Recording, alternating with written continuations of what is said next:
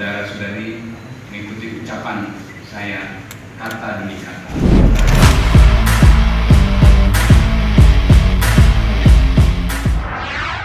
Usai disumpah Jordi Amat dan Sandy Walsh belum bisa bela timnas Indonesia. Calon pemain timnas Indonesia Sandy Walsh dan Jordi Amat dijadwalkan akan diambil sumpah kewarganegaraan pada hari ini Kamis 17 November. Akan tetapi Sandy Walsh dan Jordi Amat masih perlu mengurus perpindahan federasi seusai diambil sumpahnya.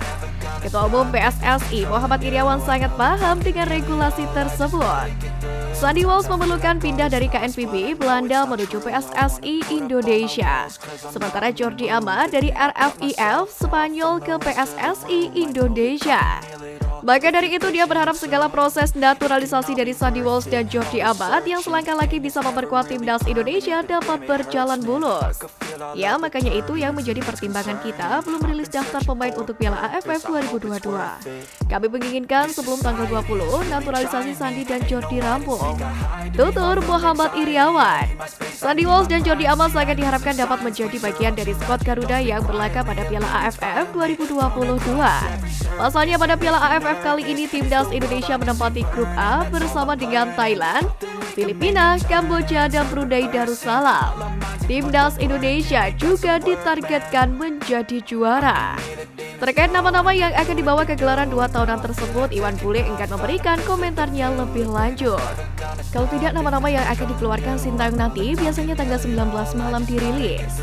Tutur Iryawan. Tentu kita tidak ingin nasib Sandy Walsh dan Jordi Amat seperti Ezra Walian yang kala itu gagal membela timnas U23 Indonesia di kualifikasi Piala Asia U23 2019. Jadi salah satu arena Piala Dunia, Sintayong ngotot ingin jadikan Iwayan Dipta kandang timnas Indonesia. Piala AFF 2022 akan digelar pada 20 Desember nanti hingga 16 Januari 2023. Indonesia berada dalam grup A bersama dengan juara bertahan Thailand, Filipina, Kamboja, dan Brunei Darussalam. Piala AFF level senior ini akan kembali ke format kandang dan tandang. Semua tim dalam grup akan saling berhadapan dengan setiap tim dan akan 2 kali bertanding kandang dan 2 kali berlaga tandang. 2 tim terbaik dari setiap grup akan melaju ke semifinal. Indonesia yang dilatih Sintayong menjalani laga kandang melawan Kamboja pada 23 Desember dan melawan Thailand pada 29 Desember 2022. PSSI sendiri menargetkan juara Piala AFF 2022 yang jika berhasil akan menjadi yang pertama sepanjang sejarah skuad Garuda. Sementara itu, Ketua Umum PSSI Muhammad Iryawan mengungkapkan jika pelatih timnas Indonesia Sintayong meminta Stadion Kapten Iwayan Dipta di Gianyar, Bali jadi markas skuad Garuda di Piala AFF 2022 nanti. Sintayong meminta di Bali, saat ini kami masih mempertimbangkannya. Intinya, kami akan memberikan yang terbaik untuk timnas. Tutur Iryawan seperti dimuat di Antara pada Rabu 16 November. Iryawan melanjutkan permohonan Sintayong itulah yang membuat PSSI belum bisa memastikan stadion mana yang akan dipakai sebagai kandang timnas Indonesia dalam Piala AFF 2022 ini. Sebelumnya PSSI menyatakan akan memberikan stadion kandang timnas senior Indonesia pada 15 November kemarin. Dengan pilihan Stadion Pakansari di Bogor atau Stadion Patriot Candrabaga di Bekasi. Iryawan pun mengungkapkan PSSI dalam mengirimkan tim untuk mengecek kesiapan Stadion Kapten Iwayan Dipta Gianyar, Bali. Beberapa hal yang menjadi pertimbangan termasuk status stadion tersebut yang menjadi salah satu arena utama Piala Dunia U20 2023 Indonesia.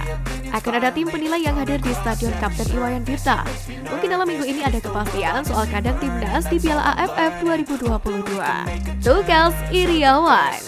Terlalu bersemangat, Sandy Walsh lupa siapkan 2 syarat penting untuk sumpah WNI. Calon pemain naturalisasi timnas Indonesia Sandy Walsh sudah tiba di tanah air pada Rabu 16 November kemarin. Dia bersama dengan Jordi Amat akan sama-sama menghadiri sumpah WNI yang akan dilakukan pada Kamis ini. Tiba di Indonesia, Sandy mendapatkan sambutan dari perwakilan PSSI terkait naturalisasi yakni Hamdan Hamedan pada pukul 18.00 WIB. Menariknya, pemain asal klub KV Mechelen ini tampak terlalu bersemangat dan terburu-buru untuk melanjutkan proses naturalisasinya. Hasilnya, 2 perlengkapan yang harusnya dibawa, yakni jas dan peci tidak disiapkan sejak berangkat dari Belgia. Kabar ini disampaikan oleh Ketua Umum PSSI Muhammad Iryawan melalui laman Instagram pribadinya. Hal ini membuat pemain berusia 27 tahun ini harus berbelanja perlengkapan sebelum menuju hotel untuk beristirahat. Memang semuanya dilaksanakan serba cepat. Sandi sampai lupa membawa jas dan peci untuk persiapan acara Sumpah WNI di Kemenkumham RI besok. Saya pun meminta Hamdan Hamidan untuk menemani Sandi berbelanja jas dan juga peci terlebih dahulu sebelum menuju hotel tempat dia beristirahat, kata Muhammad Iriawan. Hal ini disampaikan melalui laman Instagram Jordi pagi tadi saat memberikan komentarnya pada unggahan Ketum PSSI terkait jadwal Sumpah WNI. Sementara itu, satu pemain lain yakni Zain Patinama harus menjalani proses yang lebih panjang. Pasalnya, Zain terlambat bergabung dengan Sandi dan Jordi saat mengurus proses naturalisasi karena masih bermain untuk tim Liga Norwegia Viking FK.